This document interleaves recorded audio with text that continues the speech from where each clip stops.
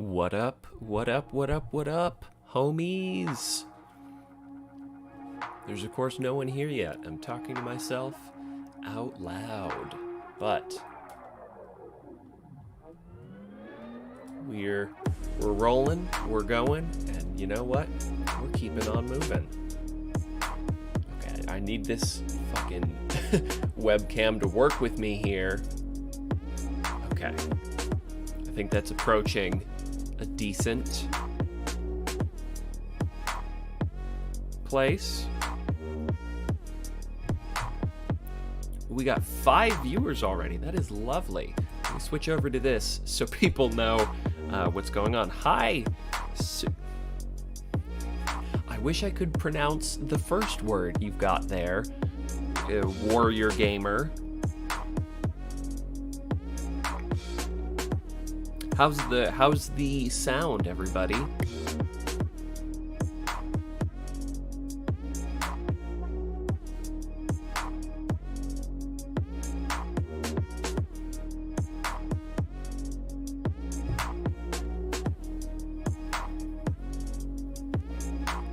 Howdy doodly indeed. Music bit loud? Okay. This is just going to be going on for a little bit at the start here. I just wanted something attention grabby as you folks entered, because I need to take a moment to spread this on the socials. How's everyone doing today? Well, how's everyone doing today, though, while I tweet this out, is the words I was trying to say that my brain just couldn't find the space to say right.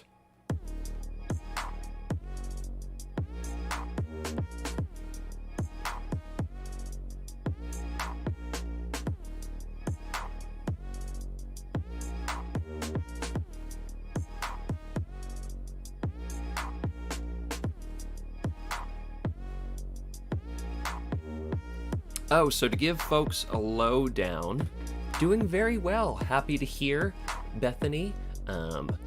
Trying to stave off the sleepy listening to metal. Well, I really hate to be pumping some chill hop into the chat, into the stream then. I feel like I'm contradicting you a little bit there. I don't mean to put you to sleep with this stuff, but happy you're here while trying to stave off sleep. That's lovely to see as well.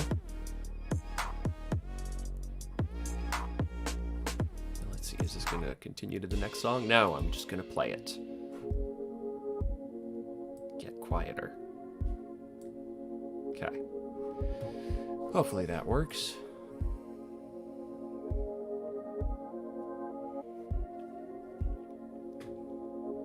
Living the minimum wage dream on your unpaid break. That is... I think that's what all of us, when we're growing up as kids, or when narratives are being written about the joys of living in this country, I feel like most people think, man, I can't wait to have 30 minutes of a break in my 8-hour shift to shove some food into my pie hole.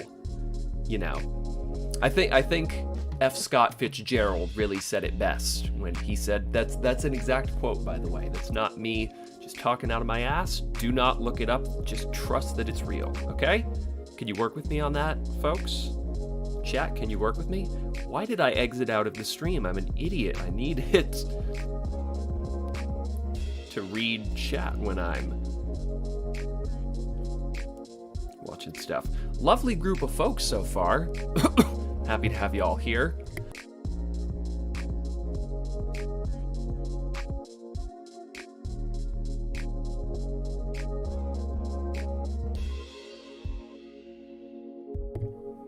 Bethany, what did I just tell you about looking up that quote, okay?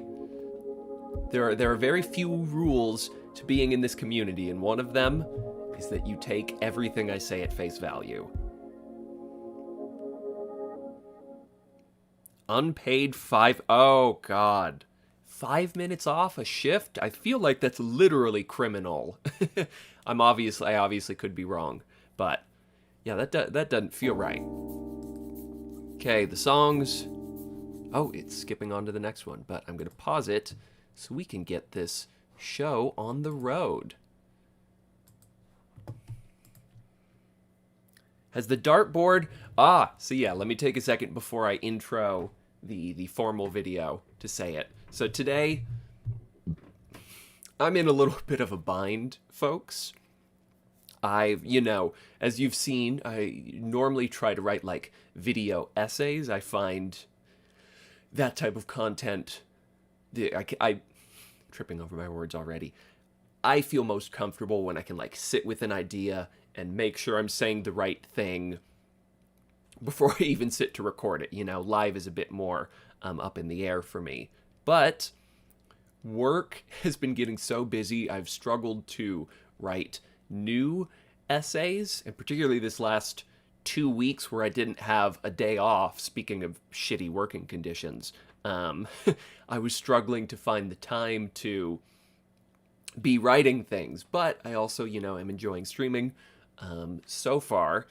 So I figured today I would get 2 pieces of content done in obviously I still have to edit them.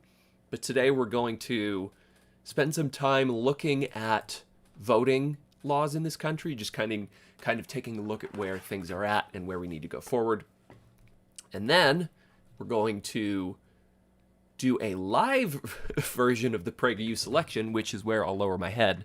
You can see the dartboard over here and the darts over this way. You will get to see live me throwing the darts at the boardy boo, and then, what's the word I'm looking for? Reacting to it live.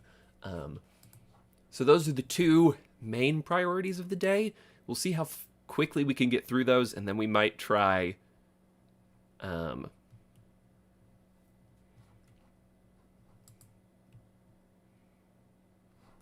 we'll see what else can come after that.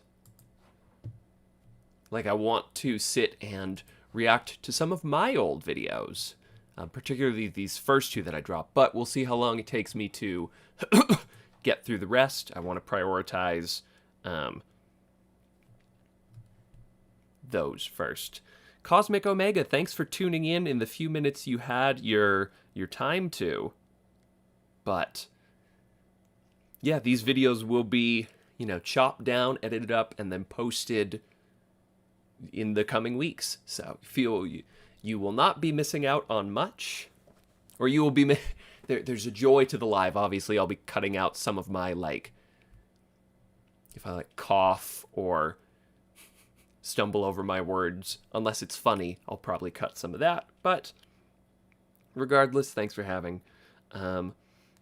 I'd shift into incognito mode, but I have about 15 tabs open right now, and I don't have the time or the patience to transfer each one to an incognito tab. So we're just gonna roll with this for now. Thank you for pointing that out, though. The Drake. Real quick, also, I'm gonna try something. Sheep. Oh wait, no, that's not what I want. Let's try 600. That's a mess.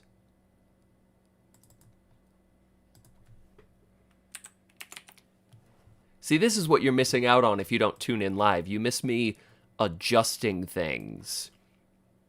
Hey, Woohooligan. Thanks for the congratulations. Yeah, it's been nice to have been doing this for a year. I saw earlier today Big Joel was posting about having been on this hell site for 4 years. So if I'm lucky, maybe I'll keep going for 3 more. But with that out of the way, thanks for tuning in, everybody. And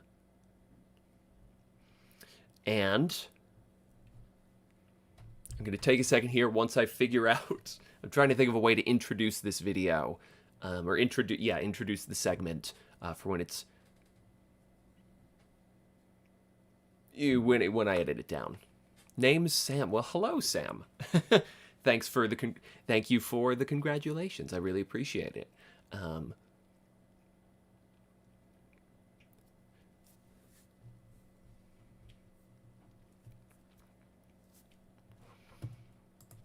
Okay, folks. Is that how I want to intro? Sorry, everybody. You're going to get some live brainstorming here for a second. Folks, democracy. Pretty all right stuff, right? You know, you go to your polling booth or you take you get a little piece of paper in the mail, you write who you want on it, boom, you get decisions over how the world around you is operated. Neat stuff. We, in fact, do stand, believe it or not, as a socialist, we do stand people having democratic influence over their lives. But part of democracy is not just starting a country saying, well, okay, you people can vote now, and then wiping your hands clean and going, my job's done for the day. It takes checking in, seeing where things are going, seeing how things are going. It takes making sure that people's not only security is maintained, but that people's right to vote is maintained. You don't want, back in the old days where you had the KKK out at voting booths intimidating people of color and other groups of people they were not big fans of. You want to make sure to check in to see that, especially in a country as big as ours, that people are not... brain fart. Being kept from their right to vote,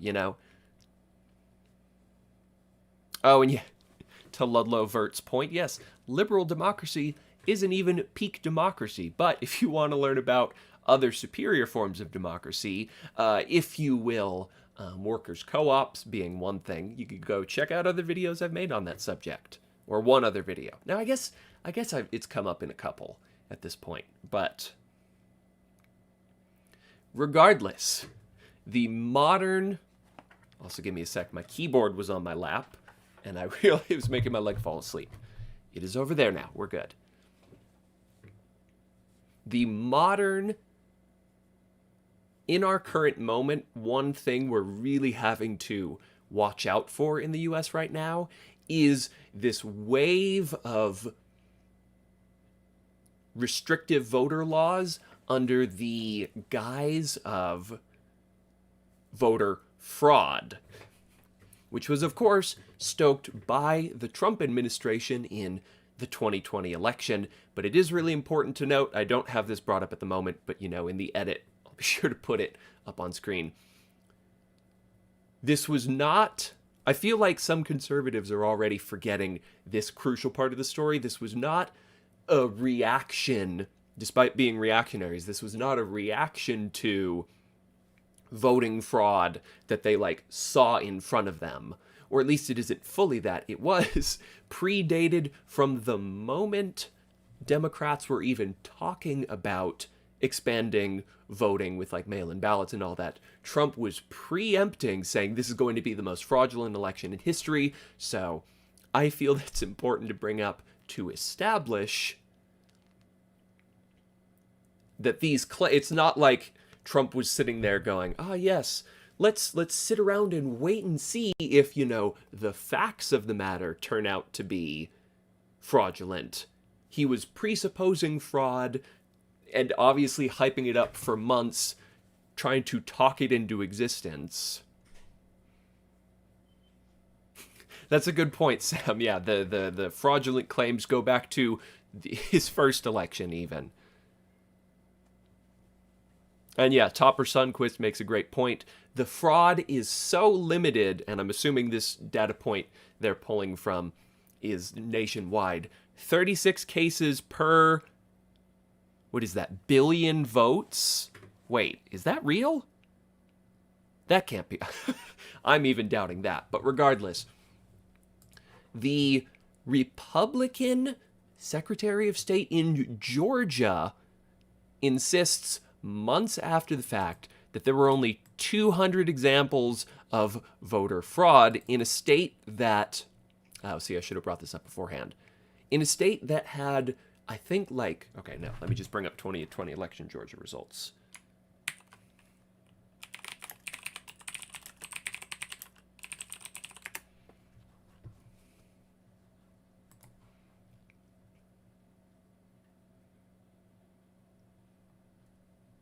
Come on, load. See, I almost grossly overstated this. I am very glad I came back and looked. In a state with almost 5 million votes that went toward the presidency, 200 were fraudulent, according to the Republican Secretary of State. So that is the rate. That is the rate of extreme voter fraud that we really need to care about here. I'm going to exit out of that tab. So let's go through today, look at some of the ways that voting restrictions are being pitched, some of the different ways that voter restrictions are being enacted, and let's try to figure out what we can do about this. You know, what ways we can litigate the protection of this.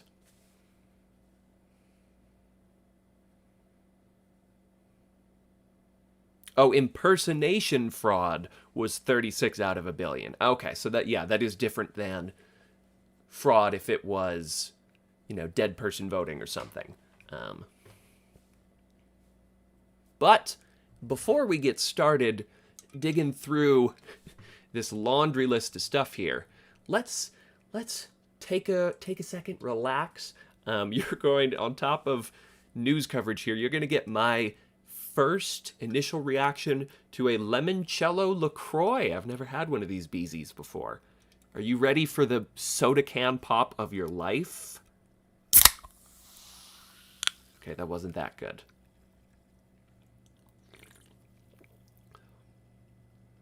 Ooh, but this hit different though. Ooh, ooh. Okay, that's fuckwittable. I'll say it. With our LaCroix in hand, let's start digging in, shall we?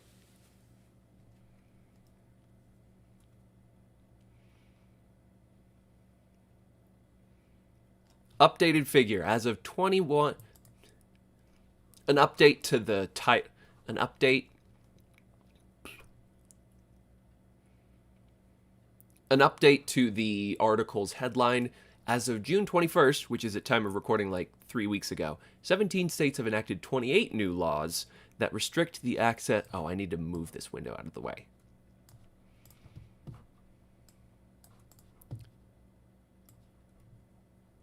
That restrict the access to the vote. With some state legislatures still in session, more laws will certainly follow. More restrictions on the vote are likely to become law, as roughly 1/3 of legislatures are still in session. Indeed, at least 61 bills with restrictive provisions are moving through 18 state legislatures, and more specifically, 31 have passed at least one chamber. Overall, lawmakers have introduced at least 389 restrictive bills in 48 states in the 2021 legislative sessions. So, what we're witnessing here is a coordinated front. This is not a couple of outliers between a couple of specific states. This is very specifically a, a Republican-wide project that we're dealing with here.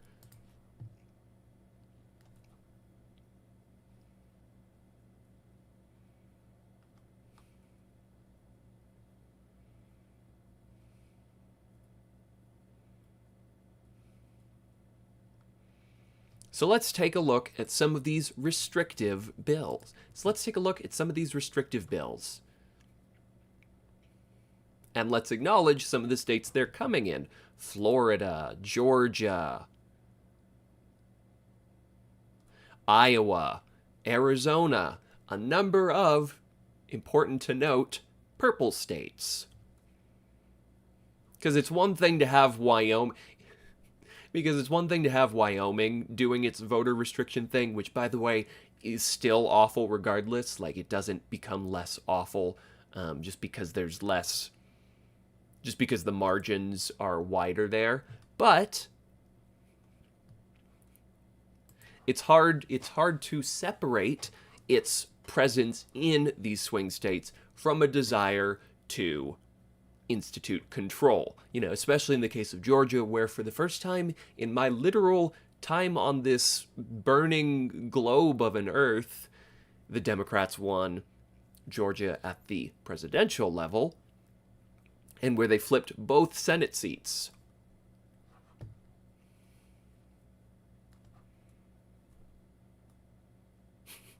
And look, they're all right ahead of me. In a backlash to 2020's historic voter turnout and an unprecedented vote-by-mail usage, state lawmakers have imposed a variety of significant restrictions on both mail voting and in-person voting. Florida, Georgia, and Iowa have each used single omnibus bills which incorporate many restrictions. By contrast, Arkansas and Montana lead the country in the number of restrictive bills enacted, which do a narrower range of issues.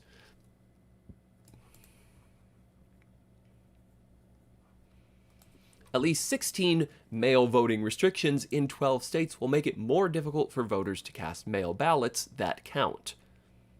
6 laws shorten the time frame for voters to request a mail-in ballot. 5 laws make it more difficult for voters to automatically receive their ballot or ballot application. 9 laws make it more difficult for voters to deliver their mail ballots.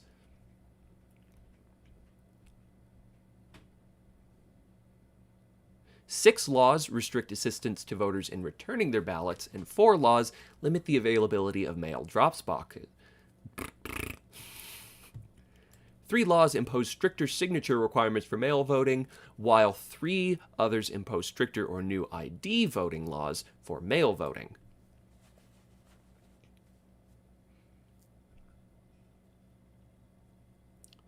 Stares in Canadian? What do you mean by that, perchance, Topper Sundquist?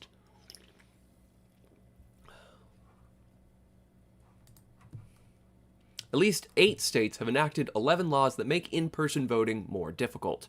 3 states have enacted 4 laws that impose new or harsher voter ID requirements for in-person voting. 4 laws make faulty voter roll purges more likely. Montana eliminated Election Day registration and moved up its deadline to the day before Election Day. 3 states have limited the availability of polling places, shortened the early voting period, and limited election officials' discretion to offer additional early voting locations.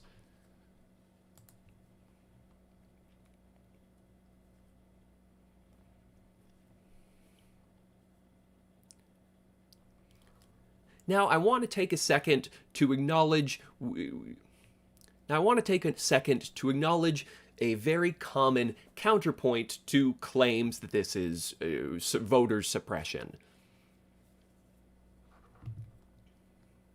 A lot of people will look at these omnibus bills and talk about the different parts as if they're in a vacuum and not a part of an omnibus bill.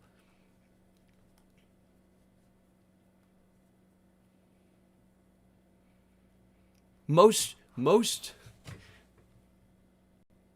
egregiously comes when you're talking about ID laws.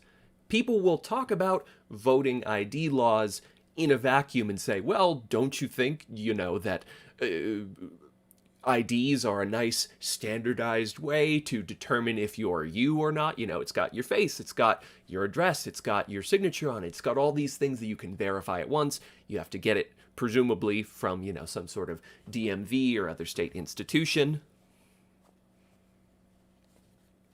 What's wrong with that? Where's the racism in asking for that security, But it's not just... But it is impossible to talk about these voting restrictions without looking at the larger whole. For example, do I personally think IDs, again, are a useful way to tell that you're you? Yeah, I actually kind of do. I don't know if that's too much of a hot take, But I do think that, like, having a license or a state ID or a student ID of some kind, I think that's a perfectly fine way to verify that it is me within a system that is more open and welcoming to voters. For example, I'm in Washington State where, well, I'm from Washington State, where mail-in ballots, I don't even remember how long it's been, but they've just been a thing for a while, and it's super open, easy to get access to. There's not all these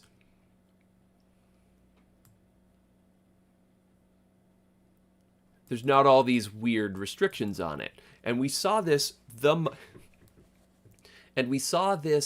what's the word I'm looking for?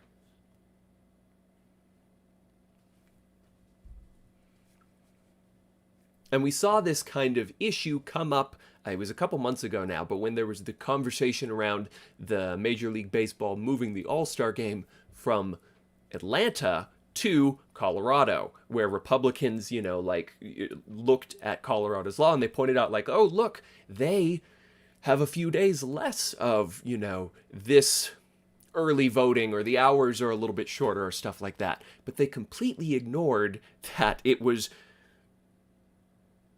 that Colorado had, like, universal absentee ballot requests.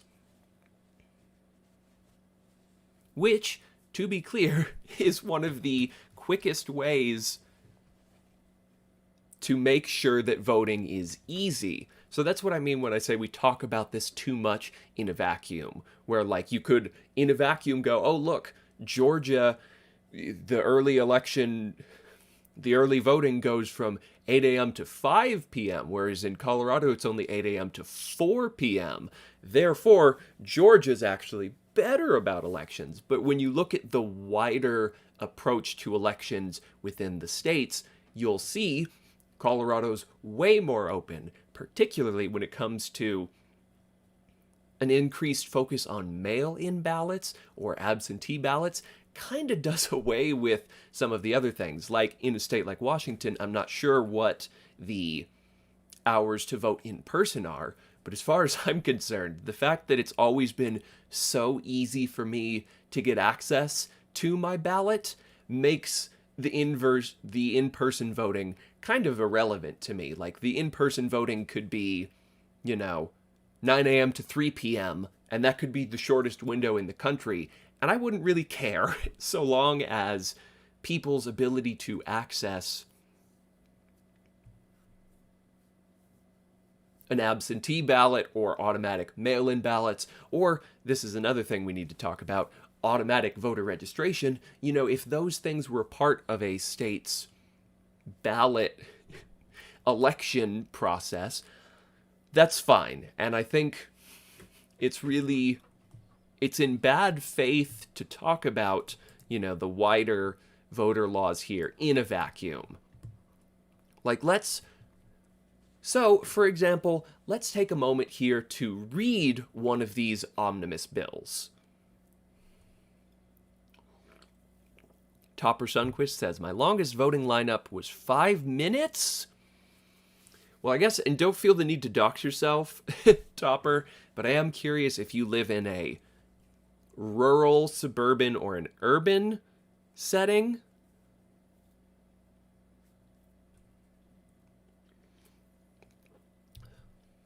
Because I'm sure plenty of people in, like, well-funded suburban areas in the U.S. also have short election lines. Bethany brings up a great point that mail-in ballots are harder for homeless people, or for if your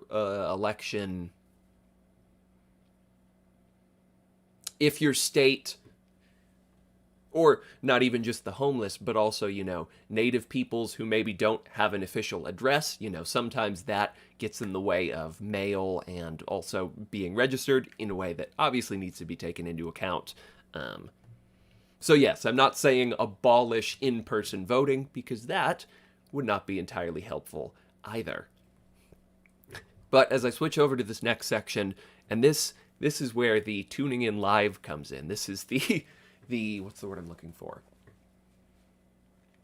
how you folks get to see how the sausage gets made. I'm going to read off portions of this next bill, and I'm going to, because it's from, hint, hint, it's from an older time. It's not one of these omnibus bills. But what I'm trying to argue is that the language of old laws that we have since the civil rights era, I thought we'd accepted as not good. If you take out the specific years and some of the offensive language of these laws, kind of map onto what Republicans are pushing for. The issue is I couldn't find an elegant way to layer text over the screen and then have it pulled away live. That is what I'm going to do in the edit. I'm going to have some fake text for the law, and then I'm going to have it slide off to the right or whatever, and we'll see the actual law for the reveal. But if you'll bear with me for a second as I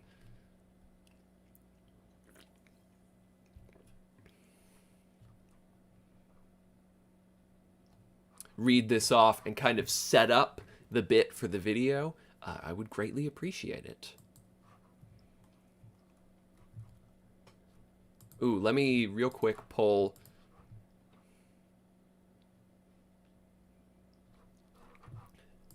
So this is from Article 12, sections 241 through 243. Oh, wait.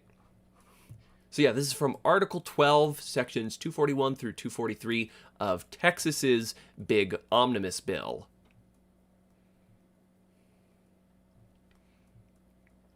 Every inhabitant who is a citizen of the United States, 21 years old and upwards, who has resided in this state for 2 years and 1 year in the election district or in the incorporated city or town in which they offer to vote, and who is duly registered as provided in this article, and who has never been convicted of bribery, burglary, theft, arson, obtaining money goods under false pretenses, perjury, forgery, embezzlement, or... I actually don't know what that... that might be homophobic. I'm just not going to say that word. And who is paid or on or before the first day... And who is paid on or before the first day of February of the year in which they shall offer the vote, all taxes which may have been legally required of them, and which they have had an opportunity of paying according to law for the preceding years, and who shall produce to the officers holding the election satisfactory evidence that they have paid said taxes, is declared to be a qualified elector.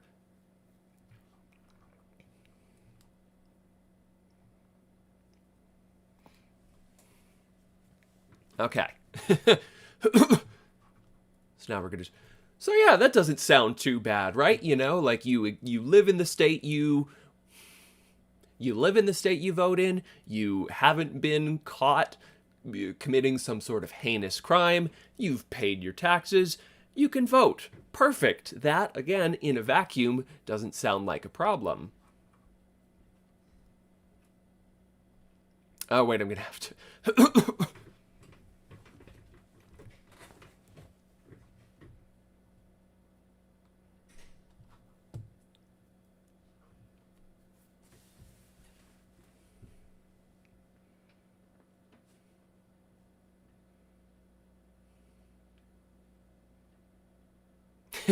That's a good point. They didn't mention murder. I guess maybe there were too many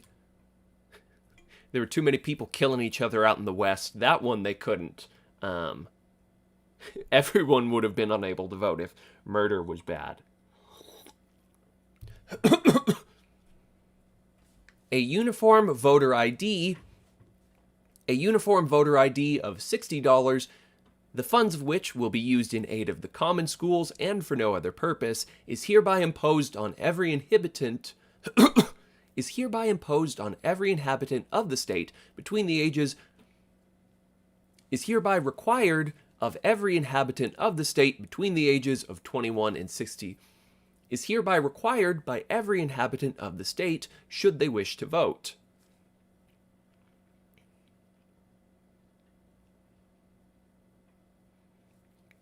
The Board of Supervisors of any county may, for the purpose of aiding the common schools in that county, increase the price of the ID in said county. But in no case shall the entire cost of the ID exceed $100.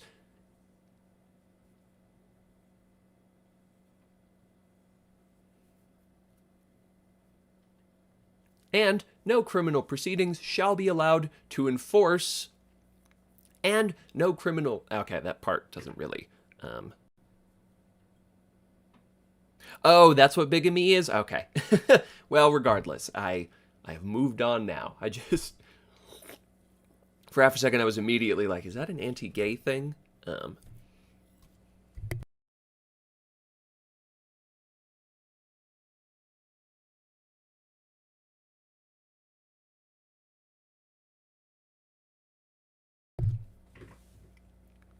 So again, let's look at these.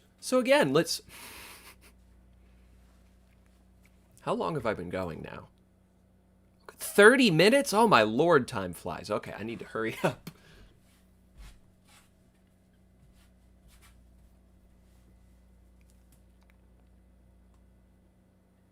So here we can see when you just kind of talk about. So you might hear me reading. Excuse me.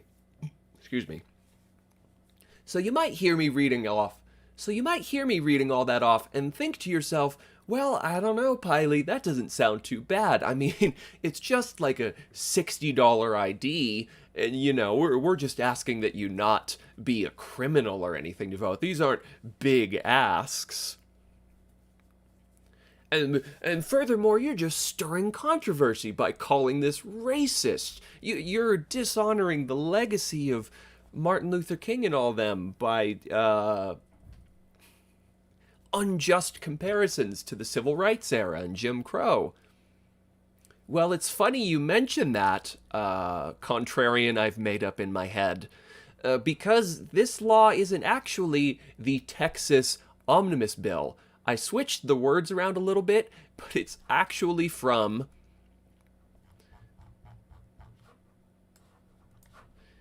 it is actually from the Mississippi Constitution of 1890, which was one of the foundational documents to Jim Crow electoral segregation. So much so that a bunch of other states took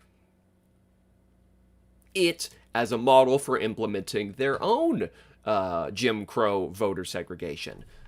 So let's go back real quick.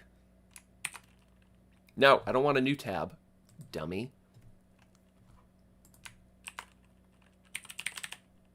There we go.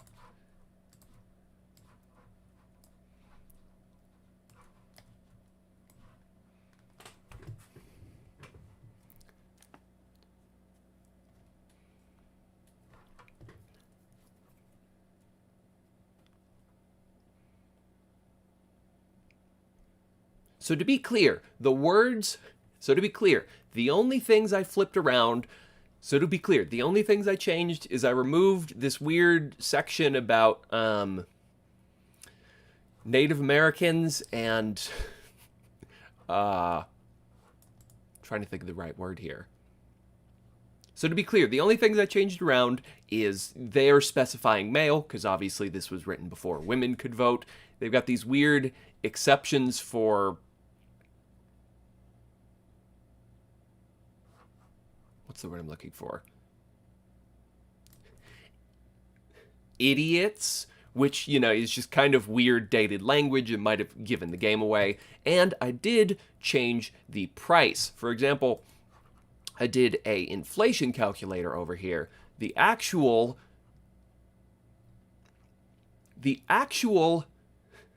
law in question was talking about having a uniform poll tax, because again, this was the state constitution that from which poll taxes were really uniform. And I took the $2 charge and translated that into today's money, which is about $60. Because if you sit there, because one of the common responses to, claims that voting ID is harmful to poor people because you have to go and you have to have the money for it, they'll say, oh, well, come on, man, it's not that much. But when you look back at these poll taxes, they're scaled for today's dollars, not that much either. And you know what? That doesn't make it any less unconstitutional.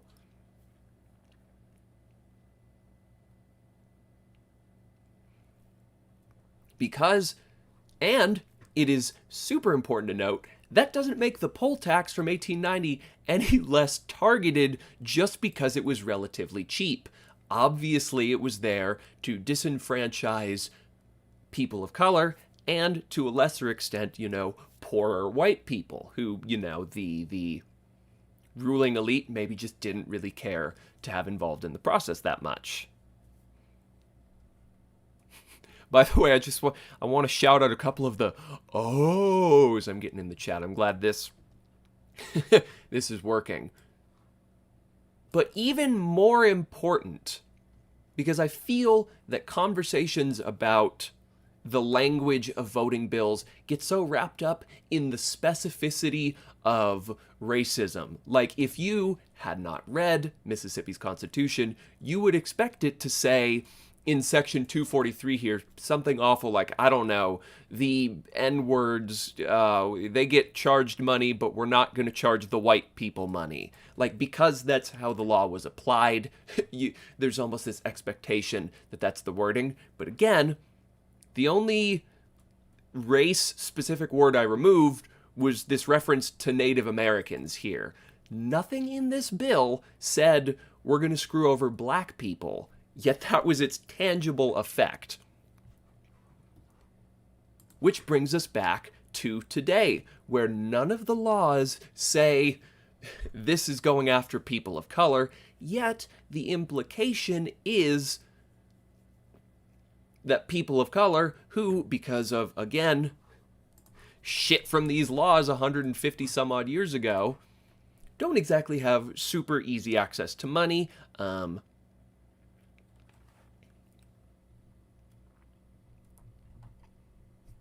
at least have less access to money, and there are some compounding factors here about the kinds of jobs people of color unfortunately work more of, being more service industry things where it's harder to get time off.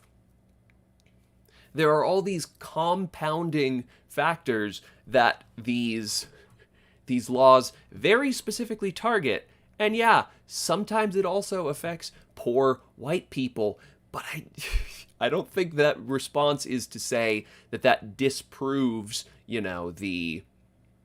the tangible impact it has on people of color. I think that more so says that these Republicans just don't care about poor white people getting involved in the process either.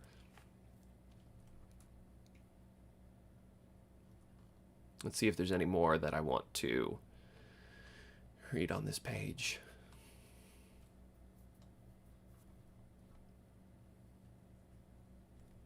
But yeah.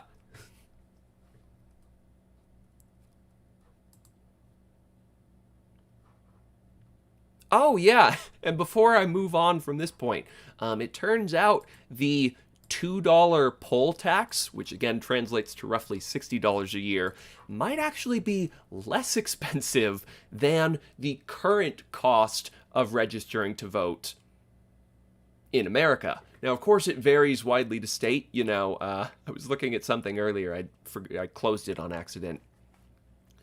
IDs themselves range anywhere from like $10 to I think like $90. But this Harvard study here analyzed the experiences of people in 3 states, Pennsylvania, South Carolina, and Texas, which range in levels of expense, and found that it cost anywhere from $75 to $175 when you account for fees, when you account for fees, gas it takes to get there, the amount of dollars lost, having to take time off from work, all that stuff. So not only the what's the word I'm looking for?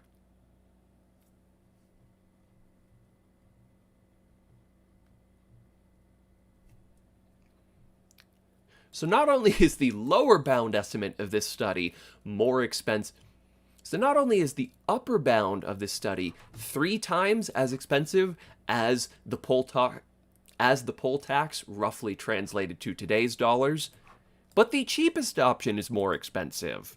So again, not that the price affects whether or not it's moral, but even if that is a consideration you have, this shit is more expensive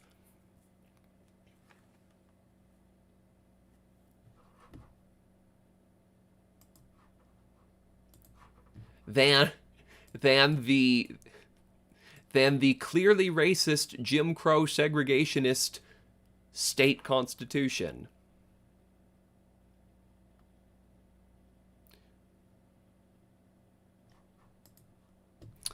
Ludlow Vert, I'm not sure what you're referring to when it says race of or protesters. Was that in one of these documents I was reading?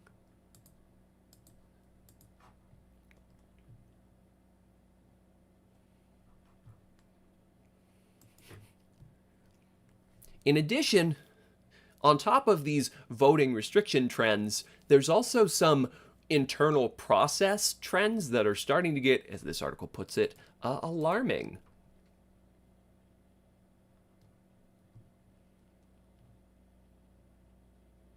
There's expansion of powers for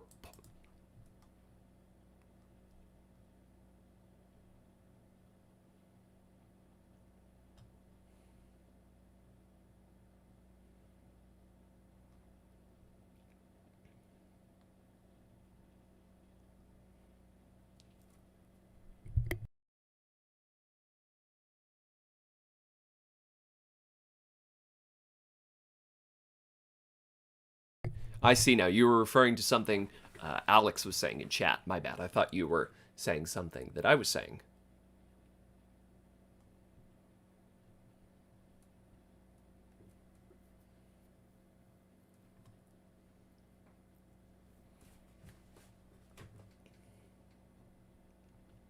And actually, I'm trying to read through this here. I didn't pre-read these sections.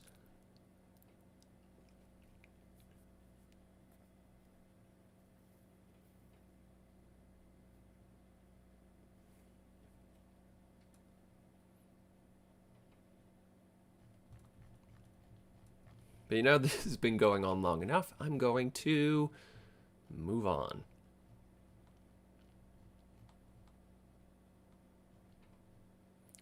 So as we can see here, there's a lot of bills targeting a lot of different aspects of voting all across the country, making it harder to remain on absentee ballot lists, restrict assistance in returning your mail ballot, tightening or imposing tightening voter ID requirements for in-person and mail voting. And this one really gets to me. It even goes so far as banning food and water while waiting in line, which even if you take a good faith approach to these laws and say it is about election integrity,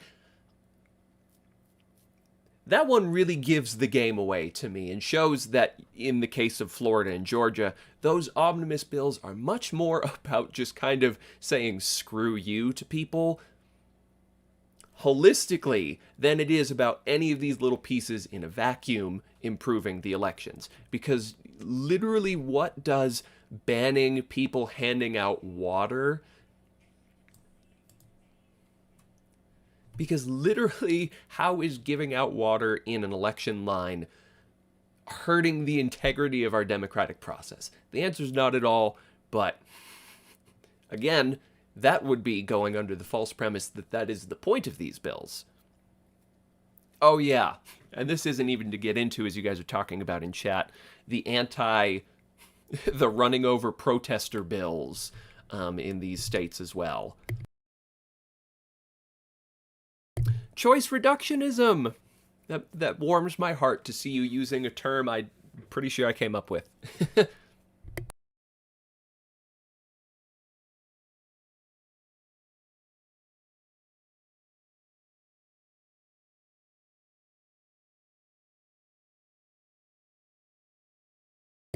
So one of the important questions going forward is how do we make sure So one of the important questions going forward is how do we make sure that some of the more egregious parts of these omnibus bills don't happen? You know, how do we make sure that people aren't just, as they were in 2018, thrown off of voter registration rolls, improperly informed of that, and then because of a strict window to register, are unable to vote in elections? You know, how do we make sure that if you want to take So yeah, how do we make sure that I guess, good parts you might pull out of these bills stay while getting rid of the bad stuff?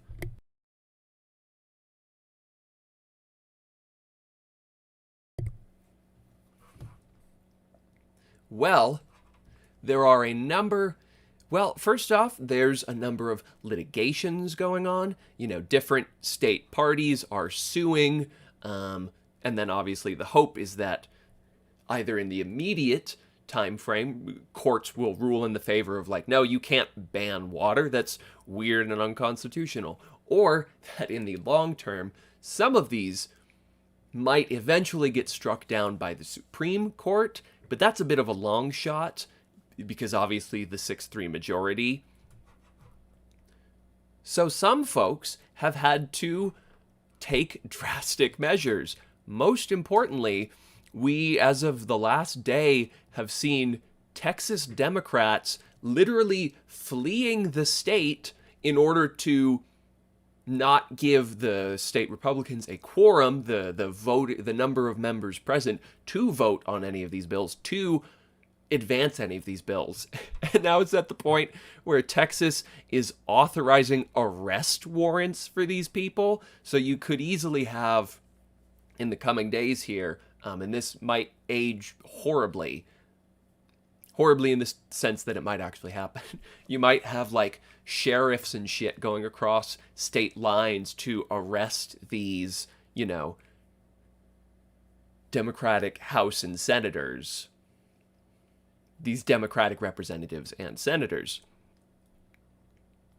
And this, which is so wild to me that it's happening in real life, is a way of addressing things. Because, you know, it is, even though there are laws the Texas Democrats probably wanted to get through that they're torpedoing here, it is literally keeping the voting restrictions from happening. And the longer that's delayed, the better, because it gives more time, you know, for things to be decided in the courts. It gives less time for, like, I would be curious to know if this, like, delayed redistricting in a way, because that is another topic in of itself. By the way, go watch this video I did previously on gerrymandering and the House makeup going into 2022. But maybe more than anything else, we can pass the fucking For the People Act.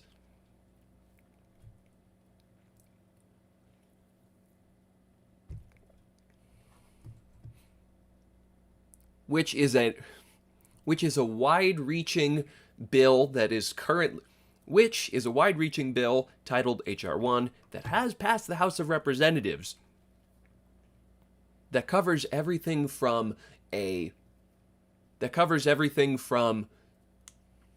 that, by the way, is only about federal elections. It does not interfere with how states or localities run, like their mayoral races, for example. It is very specifically about federal elections. I kind of wish it went a bit further, but that's not... that would probably get shot down really quickly in the courts, so I understand why they stopped there.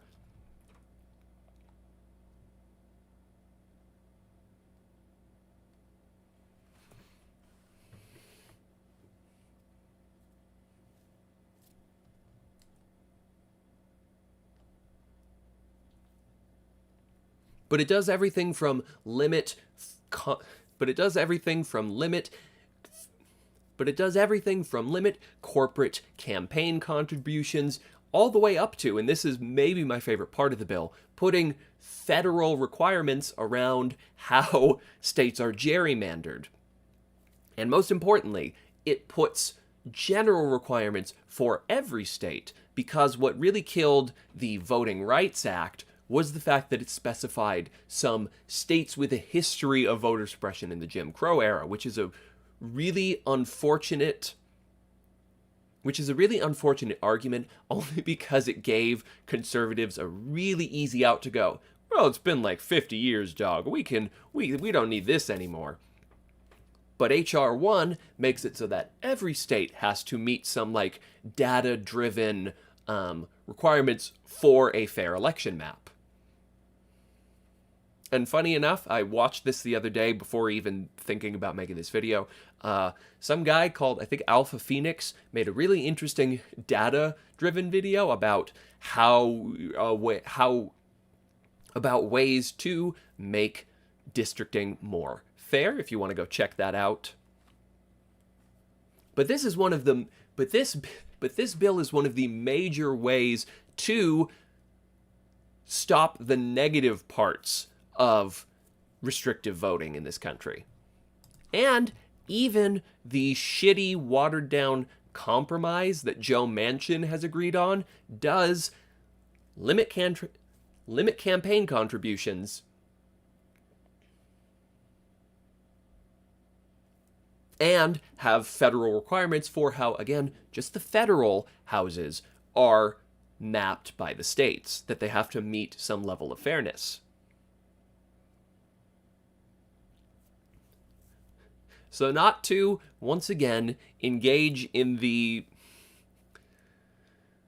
overemphasis on electoralism point here,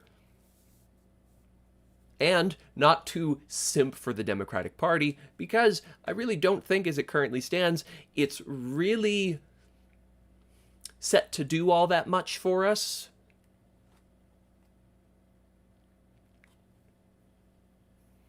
But if for no other reason than protecting my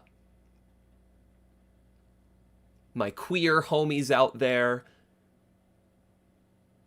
and to a lesser extent, my homeless homies out there, I would like to not have the party anti those things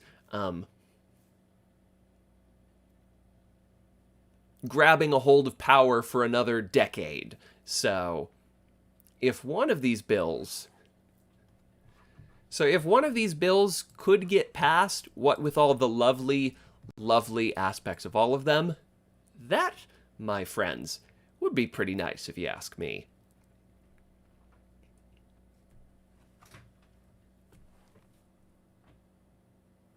So yeah, that's about all I've got. But of course, it might come down to the point where all state houses might have to take a page out of the Texas Democrats' book, because unfortunately, going back again to Mr. Blue Republican Joe Manchin here, it is going to be near impossible to pass any sort of voting bills through a filibustered Senate, because of course Republicans don't want to restrict Republicans from gerrymandering at a state level. Of course they want that. That's one of their strategies to winning back the House this year, is to just gerrymander their way to a few more seats. And with his opposition to filibuster reform, it is unlikely, unfortunately, that even his compromised bill would pass. But, I guess we'll see.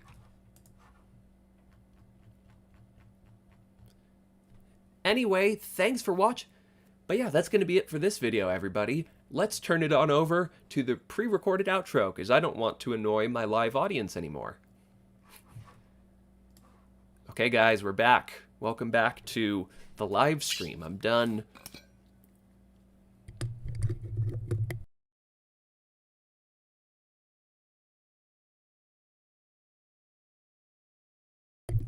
I'm done with the contrived intros and outros.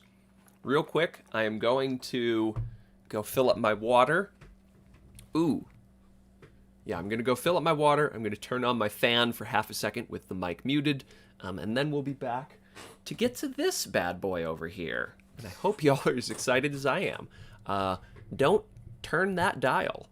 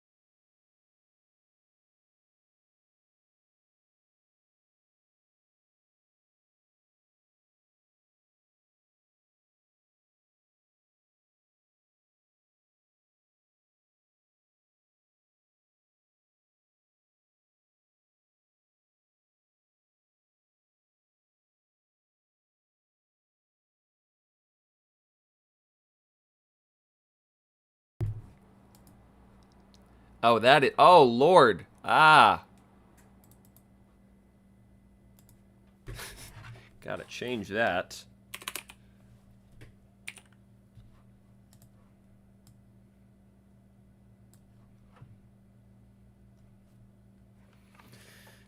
Hello, everybody. Welcome back.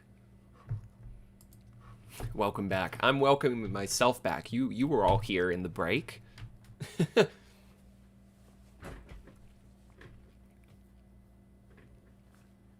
Are those numbers? No, I need to flip it for the start here.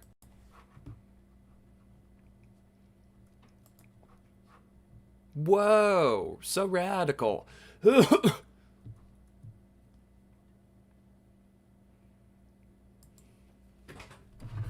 me make sure I'm not covering any of the cords I'm going to need to move in a second.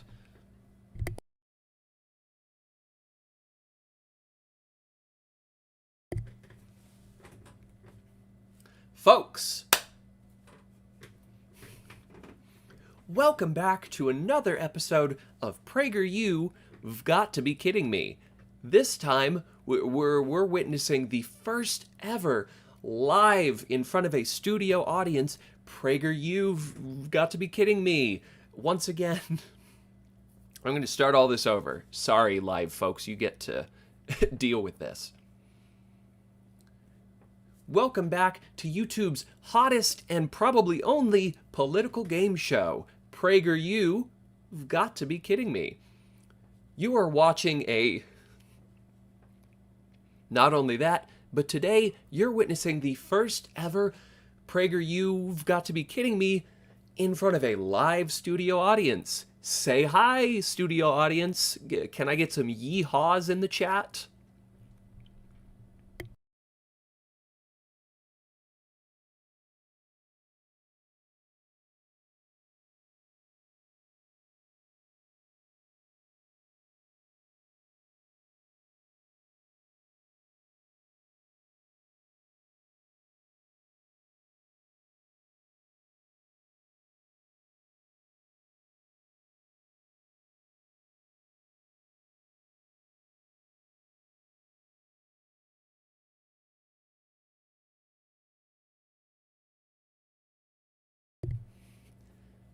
There we go. That's what I like to see. I have you wrapped around my finger, chat. Anyways, the rules of this game show are simple. I've got a dartboard back here. Let me make sure to turn to the mic when I say that.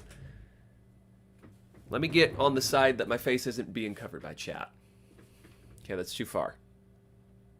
Right here? I've got a dartboard over here. In a moment, I'm going to throw some darts at this boardy boo, and then, live with my lovely, loyal fan base watching, I'm going to react to whichever PragerU've video that number is assigned to. I have a document on my laptop with all that stuff figured out beforehand. So if, for example, if I happen to land on the bullseye, today's video would happen to be, is Jesus a socialist? That is predetermined. It is not, I throw the number at the board, I do not throw the dart at the board and then decide after the fact. It is set in stone. I forgot to send it over, so I won't be able to pull it up here. But you will get... But regardless, I have no choice over the content that I'm about to watch. We're leaving it up to Lady Luck today. Selling plasma, staying awake's going to be so hard. Sorry to hear, Ludlow. I've never heard anything good about selling plasma, but I wish you nothing but the best. Mwah. That was from me to you. All right. Now, all right, folks. Now it comes time for the featured event. Okay.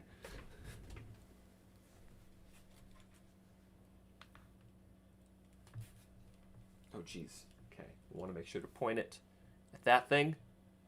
We good? Can we read the numbers? Yeah, that's facing the right way. Okay, I'm going to switch it into the widespread mode. Hope that it catches my voice a little bit more. Okay, for some added fun today, I'm going to be throwing with my left hand. I'm right-handed, but this is like 5 feet away. So if I threw with my right hand, I would just kind of hit immediately. And I kind of enjoy the times that I miss the board. So we're going to see how this goes.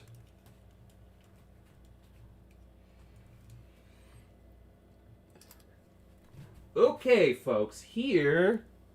I hope the shot is good. Okay, folks, here we go. Shit.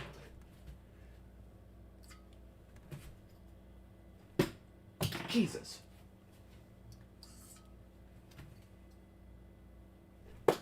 Oh, number 13.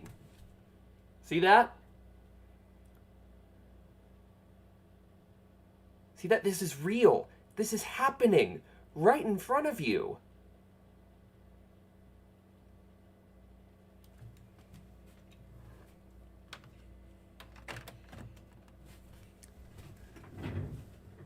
Okay, now I need to make sure to set my shot up properly. Oh, God. Okay, a little bit. Is that what I want? Yeah, let's go with that. Good question, Warrior Gamer. Let's see what number 13 is. I need to fucking dig my laptop out of here. Oh, switching over.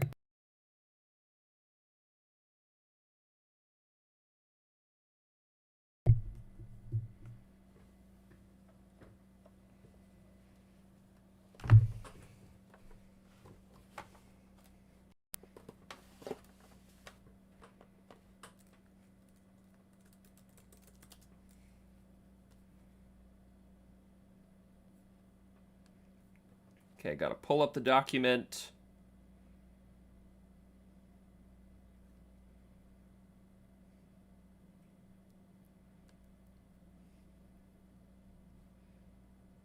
Where did I put that fucking thing?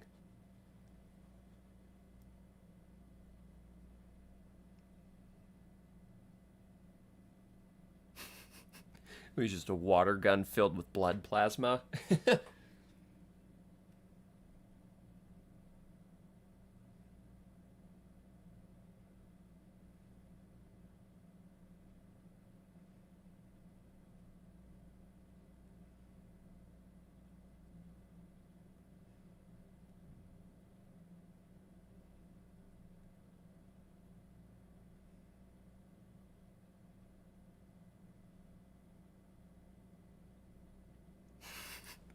That's true. There are three I'm going to modify your joke a little bit here. There are only three genders: dartboard piley, reaction room piley, and end screen piley.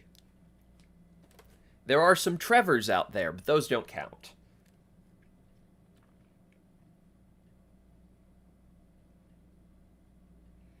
Okay, number 13. What's wrong with the 1619 project?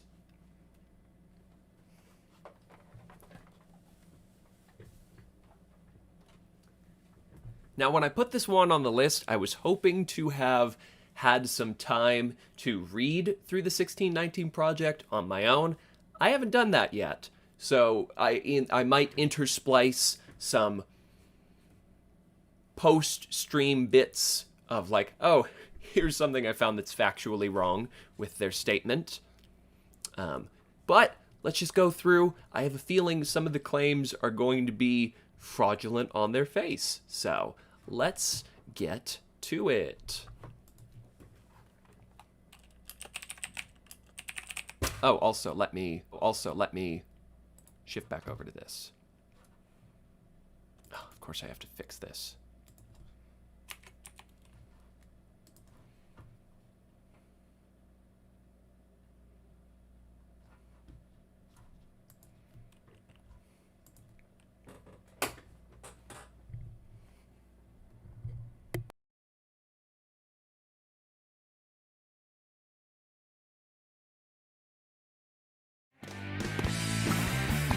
It was in 2011 when I came across a little game that a team...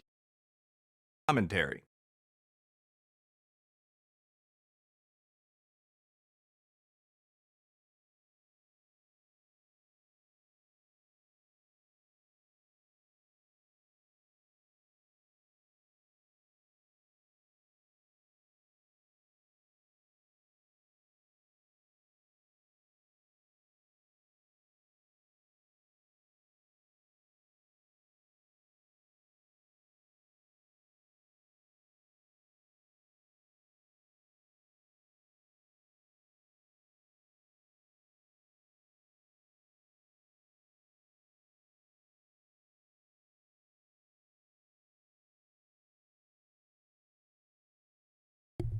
How long was I muted? This is a very important question. How long was I muted there?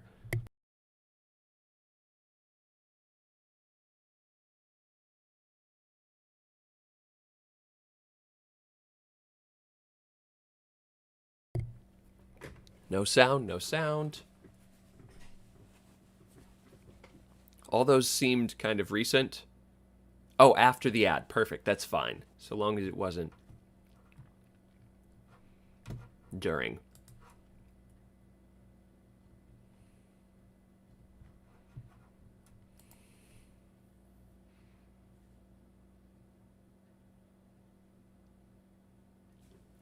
Okay, can you hear me now, though? I'm going to do whatever that old mimetic ad is. Can you hear me now? Can you hear me now?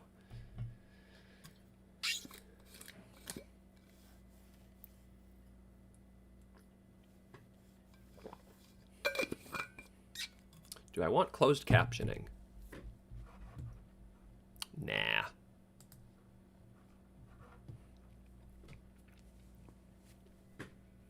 Okay, perfect. We're back. We're stronger than ever. And let's get on moving. I have to psych myself out a little bit. Psych myself out. I have to psych myself up a little bit because I'm so used to...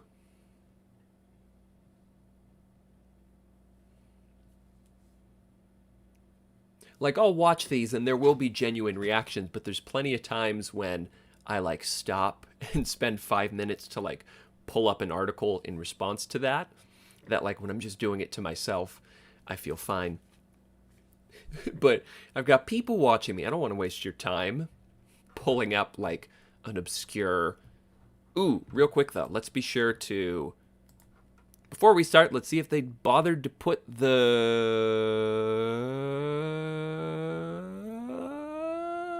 That's the script. Let's see if it's got the sources. Any citations? Here we go.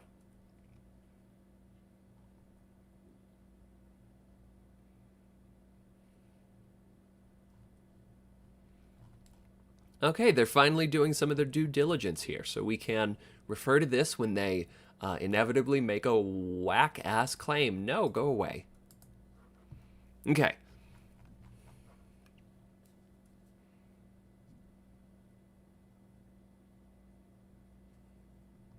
And yeah, Haley, you're right. $60 voter ID sure does sound like a poll tax.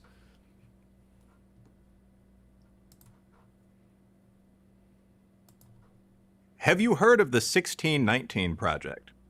It was published by the New York Times in August of 2019. It won the Pulitzer Prize for Commentary in 2020. Its thesis: the United States was founded in 1619 when the first slave was brought to North America. Wait, that brings up some questions. What happened to 1776? To July? I'll give you the really quick, simple answer that I'm surprised you didn't bother to think of. The argument being that the economic base of support that America had, you know, the establishment of a colony, and through that establishment, discovering like the land opportunities in this country, allowed it to have the sort of economic viability to not only be its own country, but, you know, to attract more and more people, and I'm kind of talking in circles here, but to support itself. Like, had there been less slave labor, the agricultural sector that very quickly popped up, particularly in the South, wouldn't have been as viable, which means it wouldn't have attracted as many, I almost said pagans, pilgrims, that's the word I was looking for. And it certainly wouldn't have attracted as much international attention if it hadn't been for this base of economic viability that was allowed through the institution of chattel slavery. It's a really simple answer there, Guy. I don't know why you didn't think of it first.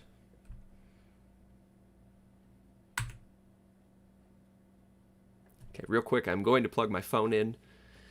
No, I think I can actually not. That brings up some questions. What happened to 1776? To July 4th? The Declaration of Independence? George Washington, Thomas Jefferson, and James Madison? According to the 1619 Project, the Founding Fathers pushed for all that life, liberty, and the pursuit of happiness stuff to protect their slave holdings.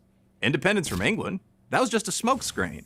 To them, everything that's wrong with America is tied to her original sin of slavery, from segregation to traffic jams. Yes. What kind of... Traffic jams. For the 16... Okay, that's a claim that is so preposterous. Where's fucking traffic jams?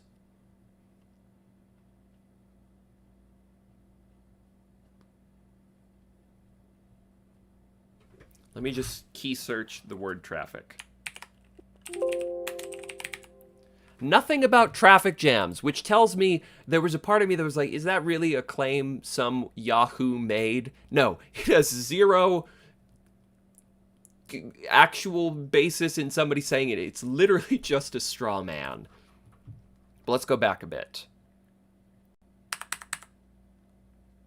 19 Project. Washington, Thomas Jefferson, and James Madison. According to the 1619 Project, the Founding Fathers pushed for all that life, liberty, and the pursuit of happiness stuff to protect their slave holdings. Independence. To be fair to the historical record here, I don't know if people are pushing for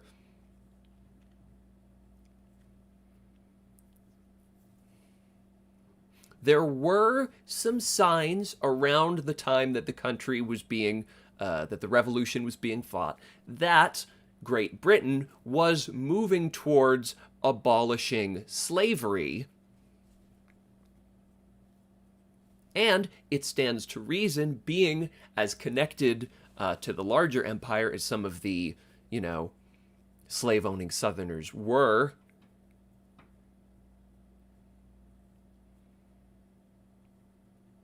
that it would have been a factor. Now, this is again where I haven't read the 1619 Project, so I don't know to which extent it claims this outright. It might overstate the claim a little bit. But to me, it feels fair to say that the powers that be could have seen a financial interest in separating as a country, such that they could allow it to continue. Now, does that mean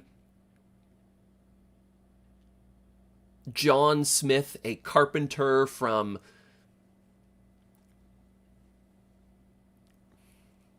North Virginia, was one of the 13 colonies, right?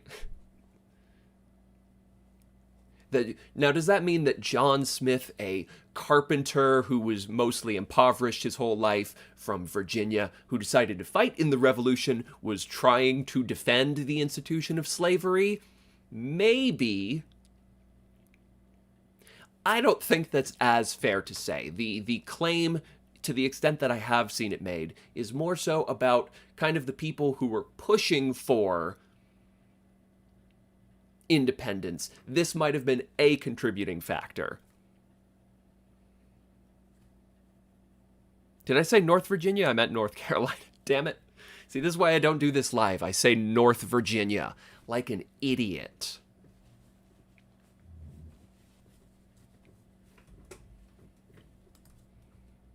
From England, that was just a smokescreen.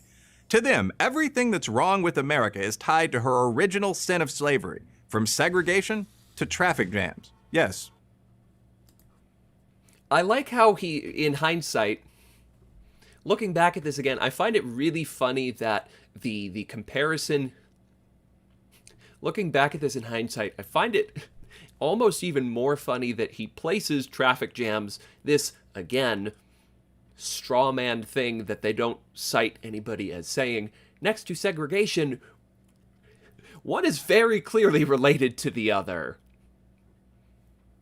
Like, if you wanted to make this claim, you would say from everything from traffic jams to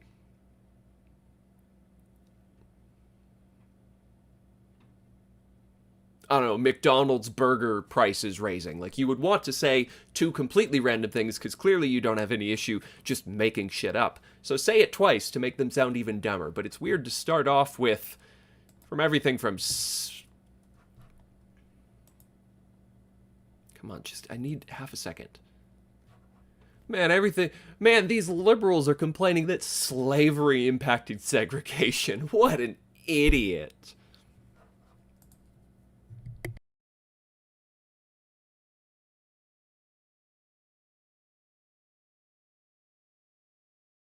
To traffic jams. Yes, traffic jams. For the 1619 Project authors, racism is not a part of the American experience. It is the American experience.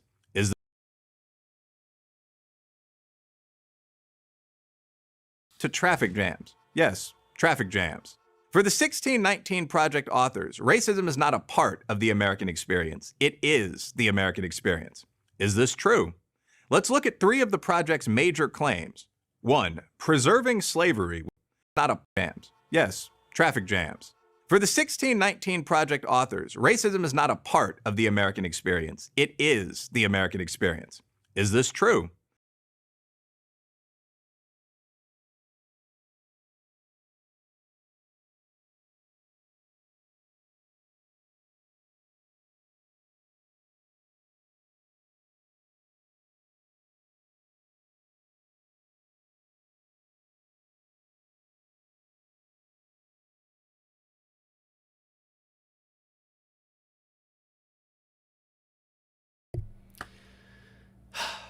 Well, great. I get to take all this again. What was I literally just saying? Thank you. I need to stop muting myself when I drink water. Well, if you consider the fact that if you want to be accurate to history, on stolen land, but if you're a moderate shill and you want to mince words a little bit, we're on land that was arm heisted from native peoples under threat of big guns. Then from that fact alone, I think it's fair to say that America is built on racism, because literally the buildings we're in were built on racism. Let's look at 3 of the project's major claims. 1. Preserving slavery was the real cause of the American Revolution. Now I'm going to leave this segment here, and if I can... If in reading the 1619 Project, I find a different claim, Editing Room Piley, please share if this is an accurate claim or not.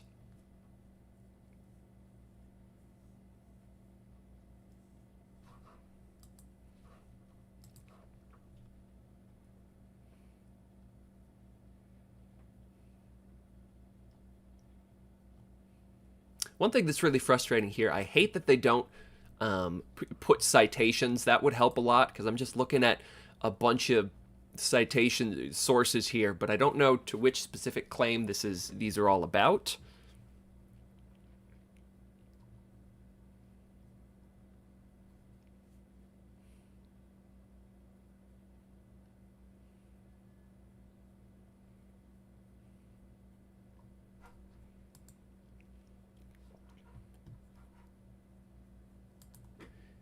But more to the point, I doubt that the authors of the 1619 Project said slavery was the real cause of the American Revolution. Again, that's a weird way of framing it. I have a feeling they would say it's a cause, a contributing factor to, again, we're talking about the slave-owning class primarily. I don't think they would be claiming that the people who stood up in the revolution were necessarily motivated by slavery as well. It strikes me, and maybe I'm kind of giving my own read here, maybe more than the authors themselves, strikes me that the, kind of give me liberty or give me death rhetoric was effective at convincing, normies, if you will, to fight for the revolution. We are talking more specifically about the slave-owning class here. If you asked the founders why they no longer wanted to be a British colony, they would have given you a long list of reasons. Taxation without representation. Conflicts over debts from the French and Indian War. If you asked the founders, preserving slavery was the real cause of the American Revolution. If you asked the founders why they no longer wanted to be a British colony, they would have given you a long list of reasons.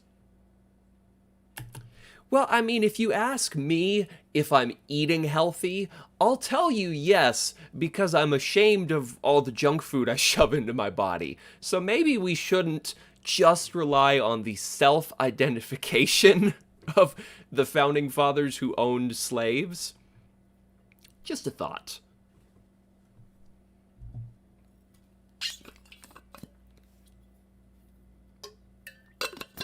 See, there's some splashy for you, earphone guy. You happy?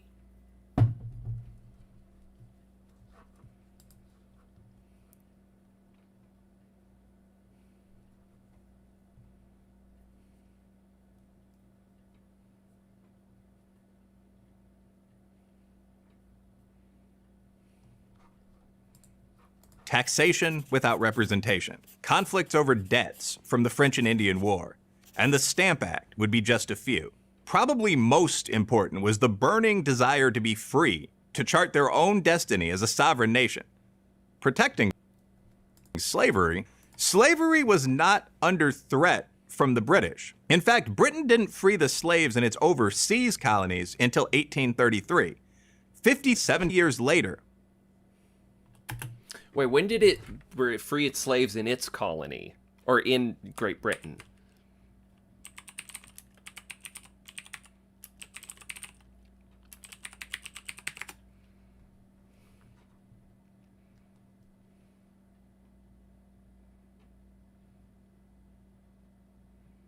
Was it still 1833?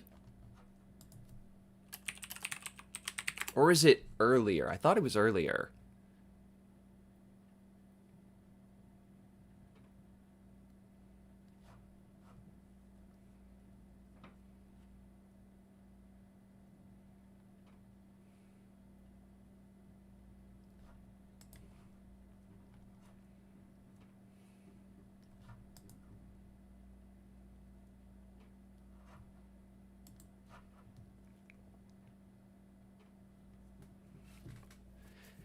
To get a little technical here, though I don't think this is leagues better, in 1807, so just 30 years after we started the war and just 20 years after our Constitution was ratified, it became illegal to purchase enslaved people. Granted, the conditions of slavery stayed around for another 25 years or so, but just so we're being super duper clear, no, I don't want to open that.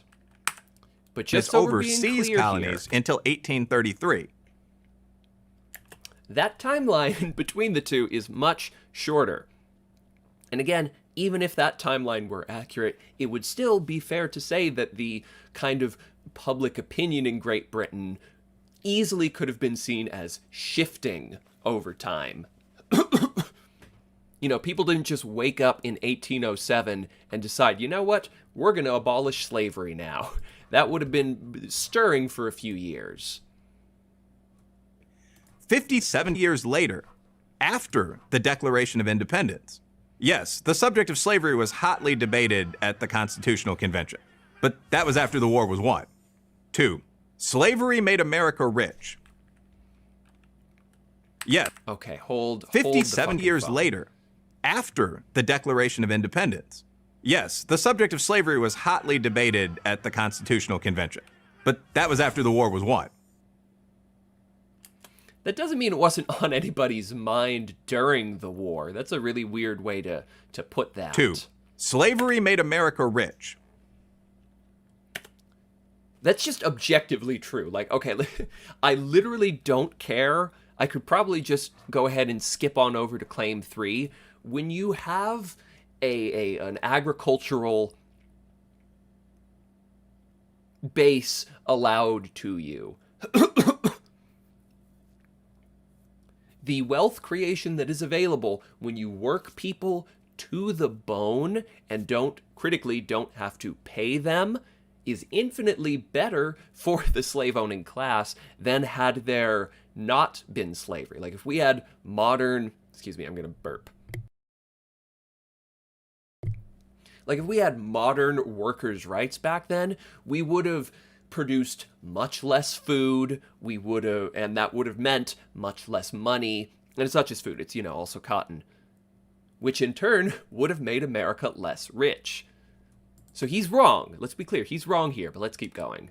Slavery made some Americans rich, true enough.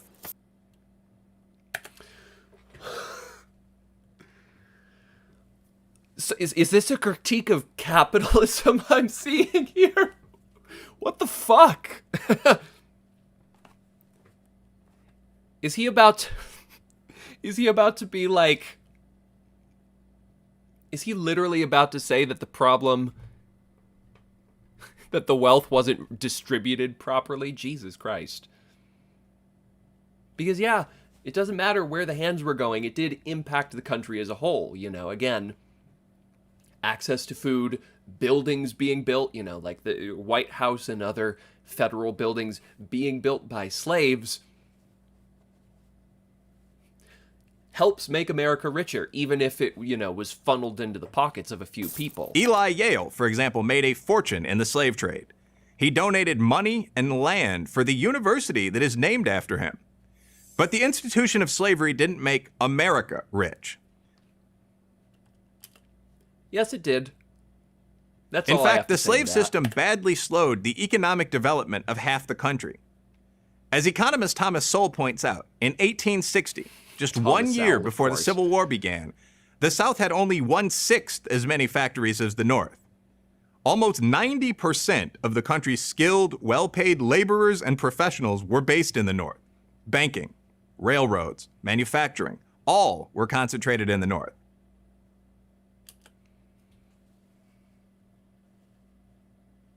it's breaking my brain how dumb this argument is. Like, yeah, if I took my home state of Washington and compared it to, like, Texas, and then found the couple of industries where Washington State is better, and I'm like, oh, look, we've got more economic activity in, building planes, and we've got more economic activity in, I don't know, coffee farms. Clearly our model is the more economically freeing one. That's just such a weird argument to make. And yeah, it's true that the North was catching on to workers' rights quicker and had, was industrializing earlier. But that, I don't think, is an argument against the form of chattel slavery so much as just kind of like... But I don't think that's an argument against it being economically productive. I just think it's kind of a weird compounding factor of where their priorities were. Like, you kind of needed, for some of these jobs, more economic literacy. So if you're forcing this population to be illiterate for so many centuries, yeah, they're not going to be able to work within these kind of industrialized systems as well. But saying that slavery was bad, or inefficient isn't saying that it didn't bring wealth to this country. That's not disproving the claim. And you know what? Thank you, Earphone Guy. That is a great point. Where do they think the North got the resources to be economically profitable from?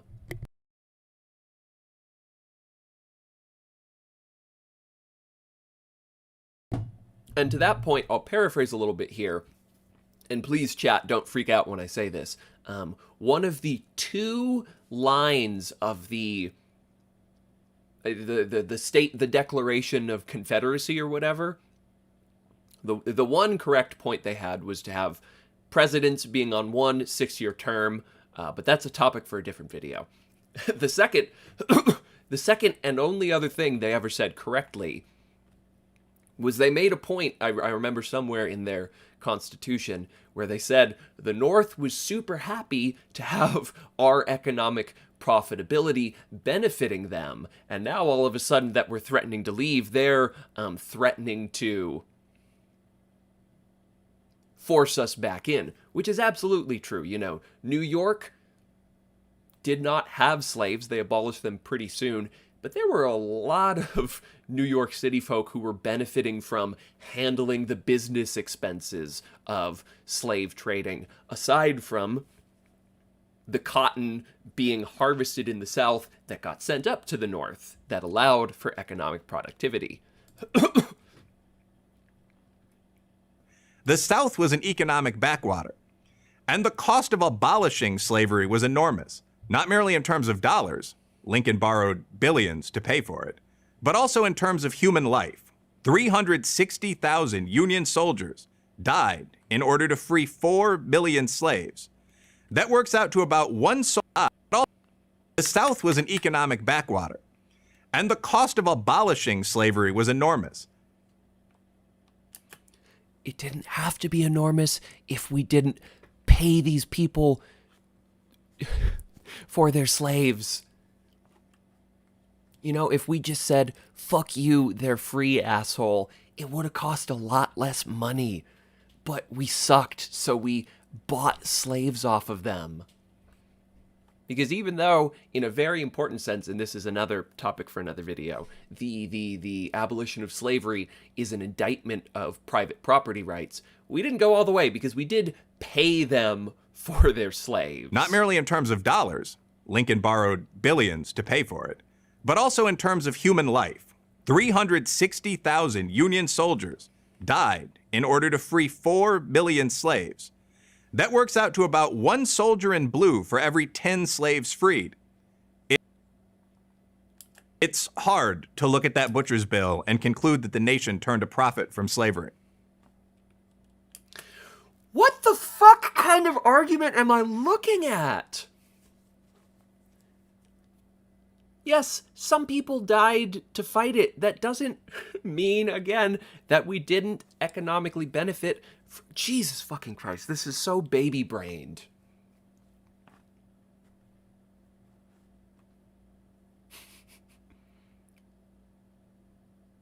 Again, the economic viability afforded a brand new nation at its foundation kind of supersedes the fact that some of these supersedes the fact that some people died to abolish it. And it's also important to note here, he says 360,000 Union lives were lost. Ooh, let me look.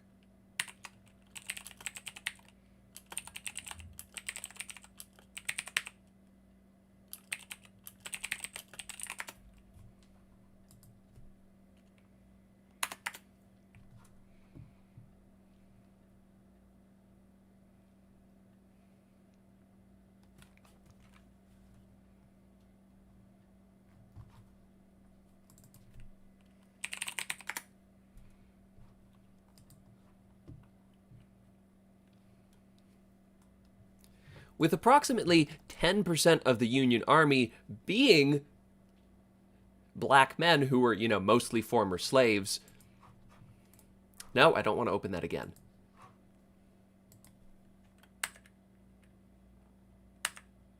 Thousand Union soldiers died in order to free 4. We can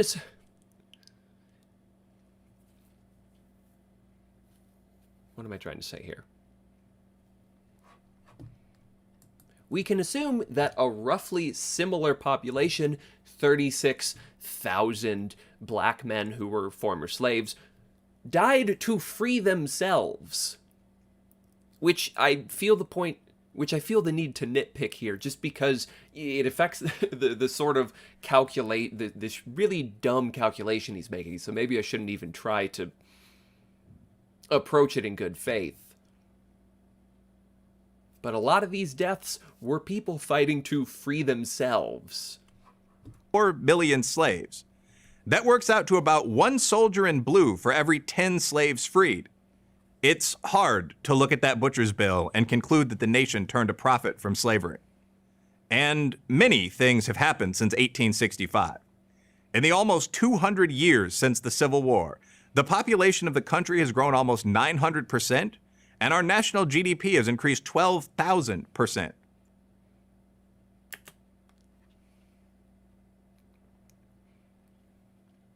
That doesn't disprove anything because we got bigger since then. It's also impossible to... 900%, and our national GDP has increased 12. It's also impossible to ignore the 1,200% GDP figure here, which I don't want to bother checking. I'm just going to assume that much is correct. Is influenced by the way that we have... is influenced by offshoring slavery. For example, we got a lot of economic growth from banana republics in Latin America at around the turn of the century, So this 1,200% increase in GDP is not free of shittiness. That's a weird way to put it. But I say all that to say it's not like we've been a perfect, just economy since the Civil War. It is still, and, even today, to a much lesser extent, but I feel there are a few people out there who would reject the idea that paying immigrants less money than they're legally supposed to be getting is a form of exploitation that does benefit the wealth of this country. Like, we probably wouldn't have, quite as many fruit crops, or at least specific kinds of crops, if we had to pay people more. 1,000%. Slavery did not make America rich. 3. Percent. Slavery did not make America rich. 3. Whatever. We already said he was wrong. Racism is an unchangeable part of America. This is another claim I would have to... Let's see, unchangeable. Of course, nothing. They don't use that word.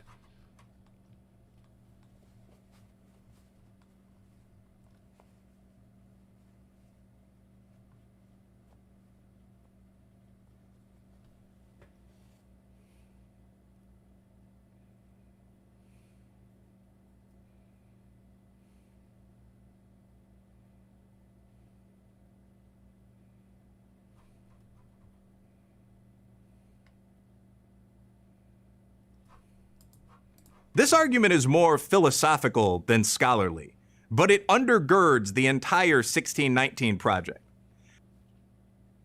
What? It's No, also it doesn't. pernicious because it suggests that the United States is an inherently racist country that can't overcome its flaws. Does it suggest that, or is that what your think tanks came up with as a good way to talk, a good talking point to talk against this? Talk. Yet that's exactly what it's done. Today, America is the most successful multiracial country in history, the only white majority country to elect a black president twice. I feel like I had a response here that I was curious to look into. Of course, progress has not always been smooth. There have been terrible setbacks. But to compare American... Wait, what is this graph here? always been smooth. There have been... Race used to get a thumb up, but now it gets a thumb down? What the fuck is this? American attitudes about race today to America 100 years ago, let alone to 1619, is absurd. This graph right here, as dumb as it is super telling. Would you like to tell me, Mr. Host, whose name I haven't remembered, was it the 1920s a neutral race time? Were we kind of fair to people of color, to... during that time, huh? Was that kind of a balanced, moderate middle ground on our race relations? Short answer, no. We had segregation of all types of people, even including, and I'm surprised he doesn't bring it up here, because this kind of undercuts his arguments, or a conservative argument about, like, white people being prejudiced against. 1920s was when Italians, white Jewish folks, the 1920s was when, like, Italians, Irish people, and Jewish folks were seeing super bad oppression as well. So would you like to tell me that the 1920s was a middling time when it came to Italians or Irish people? I'd like to see you try.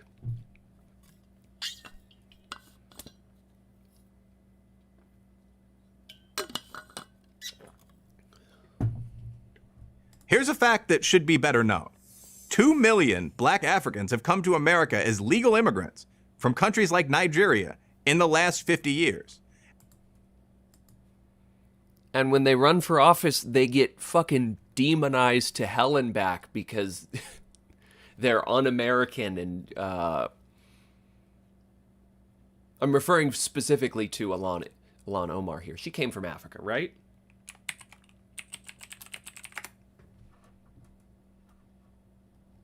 I just need Wikipedia.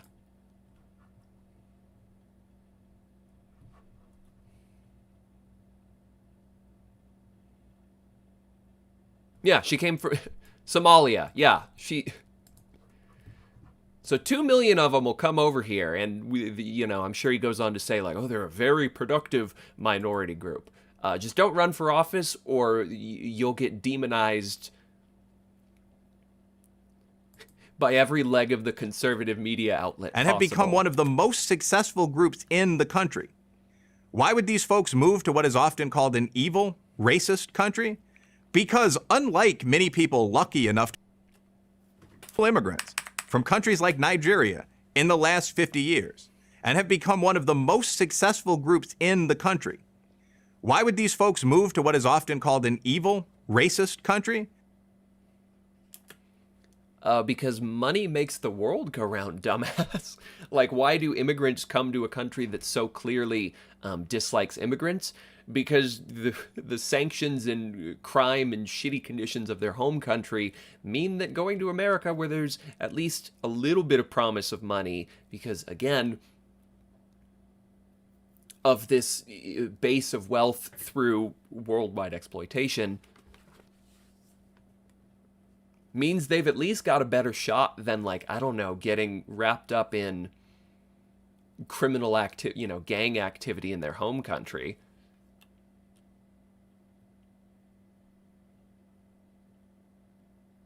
Oh yeah, and fleeing war. Why would you come to a country that's supposedly racist? Because there's a war going on in my home. Because unlike many people lucky enough to be born here, they know that America is a land of opportunity for everyone. It's also only fair to note that while blacks have heroically fought for our rights, often against great odds, we haven't done it alone. A vast number of decent whites have also advanced the cause of racial equality. Yes! Yes, we got there! A vast number of decent whites have also advanced the cause of racial equality. We did it, folks. We got the white people. We did it, everyone. We got to the give white people credit for civil rights portion of the video. You know, I was starting to break out a sweat. I was worried they wouldn't get around to this point in the video, but thank God they found the time to put it in.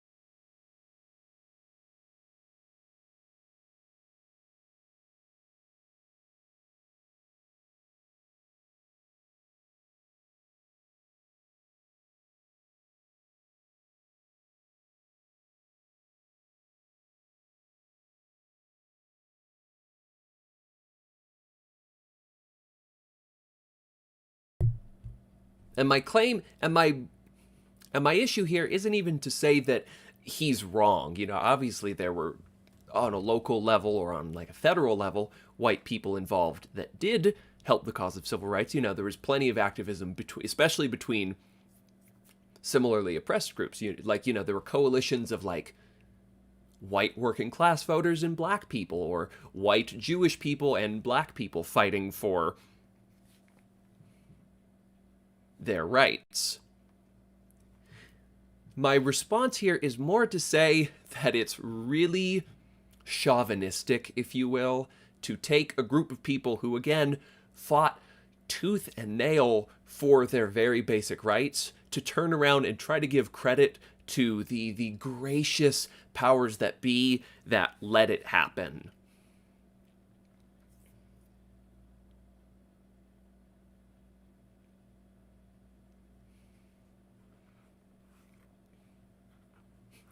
Did JFK and LBJ help? Were LBJ and JFK gracious civil rights whiteys who helped the cause going forward? Sure. But to focus on them is to ignore the super smart and super long campaigns of, the obvious, like the Martin Luther Kings of the world. And more importantly, that kind of plays defense for the larger issue that it was a self-interested white majority that got in the way of civil rights.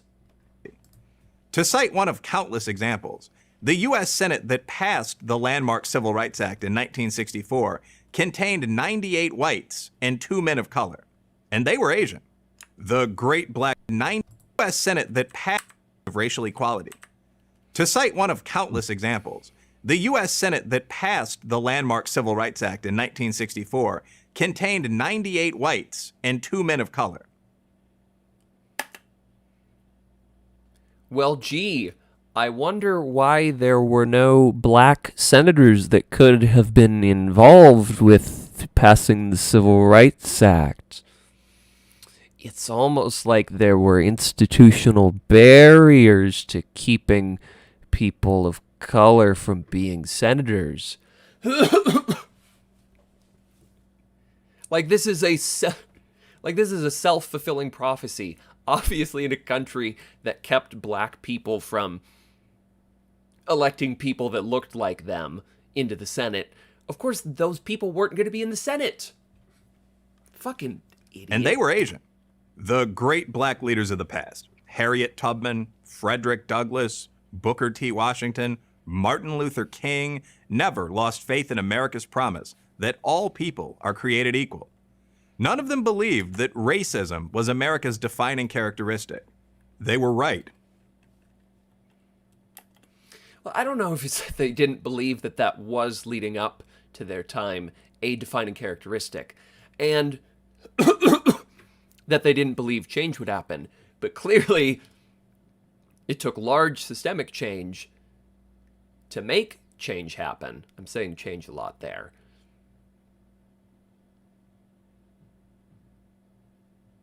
And and their belief came through their, and I'm sure a lot of their belief came through their knowledge that their people would continue to fight no matter how hard it got. Not that there was necessarily, slave owners wrote all men are created equal on a piece of paper. That's what keeps me going. Now, I'm sure it was just that they felt within their communities that they would push going forward. Shortly after the 1619 Project was published, a group of distinguished historians, almost all on the left, wrote a public letter condemning the work. They called it a displacement of historical understanding by ideology. They were right, too. I'm Wilfred Riley, Associate Professor of Political Science at Kentucky State University for Prager University. Well, okay, we finally learned his name, and I already forgot it.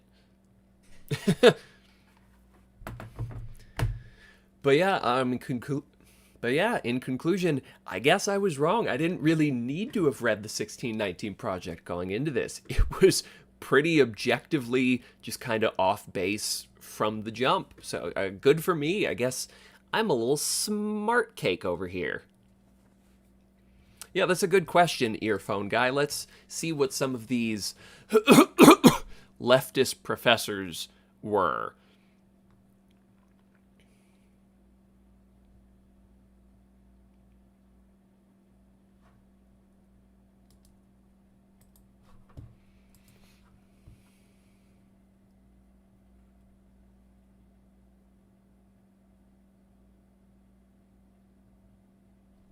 Oh, no, don't lock me out. Oh, fuck you. Well,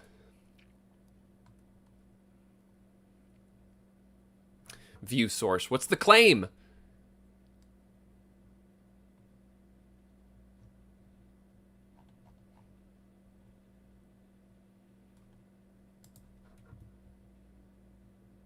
Okay, never mind. I just can't fact check that. I'm going to assume that by on the left, they mean somebody who said we shouldn't hunt the poor for sport took some issue with it. But anyways, I think I've said my piece. That's about all I have for you today. Let's send it on over to the pre-recorded outro, because I don't want to say all those things again.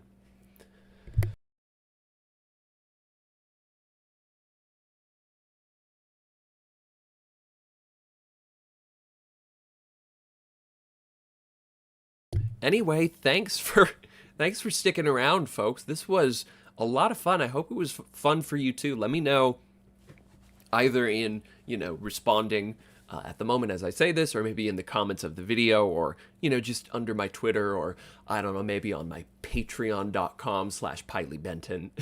Let me know if this was as fun for you as it was for me. It was nice to, I was loving some of the back and forth we had going. Some of the I'm realizing it's really helpful to have somebody in real time, go, hey, this is what I meant, or this is where I think that claim is coming from, It was lovely. I had a lot of fun with it. And yeah, this did take a little longer which is fine because I think it'll be good content. This did take a little longer than I had hoped it would, because we're running at we're a few seconds past 2 hours now. I had hoped to respond to my first few videos, but if I just watched them and like barely stopped to respond, it'd be like 40 minutes, and I'm already running close to the time that I have to get ready for work, so I will have to push that off for yet another video. But thanks to everyone that came out, especially those that have stuck around all these 2 hours. I had a lot of fun responding here. I wish you nothing but the best in your personal lives. And yeah, I'm going to end it early.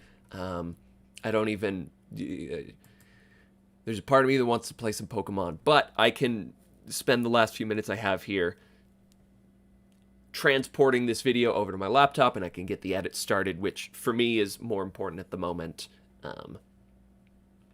Because ContraPoint's posted today that she's posting a video this week. So if that drops Friday, the last thing I want is to be dropping this video on Friday. So Thursday would be the goal, obviously. But yeah, thanks everybody. Hope to see you around next time. Much love. Mwah, mwah.